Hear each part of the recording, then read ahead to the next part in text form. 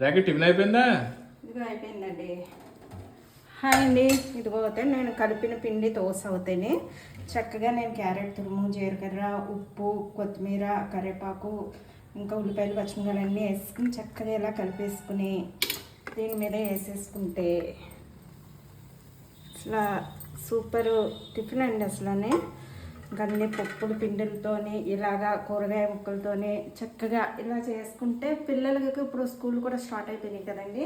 ముందుగా మనం ఈ పిండి అంతా పెట్టేసుకున్నామంటే ఆడిచ్చి పెట్టుకున్నామంటే ఇలా అప్పటికప్పుడు మనం ఏ పప్పులు నానబోసుకోకపోయినా చక్కగా ఇలా దోశలు అయితే వేసి ఇచ్చేయచ్చు. పిల్లలు కూడా చాలా బలం, అలాగే మనకు కూడా హ్యాపీగా తొందరగా అయిపోతుంది. లంచ్ బాక్సులు హడావుళ్ళు ఉంటాయి కాబట్టి చక్కగా ఇలా దోశలు అయితే వేసేసుకోవచ్చు. ఇదిగో మీకు అయితే టిఫిన్ రెడీ అయిపోయింది. చూసారా దోశలు కూడా ఎంత బాగా వచ్చినాయో, చాలా ఈజీగా ఊడొచ్చేస్తాయండి. దీంతో ఇంకా నిన్న చికెన్ కర్రీ ఉంది కదా, చికెన్ కర్రీ అయితే వేసి ఇచ్చేస్తున్నాను మా వారికి. సూపర్ ఉంటుందండి. ఇంకా వీడియో నచ్చినట్లయితే లైక్ చేయండి.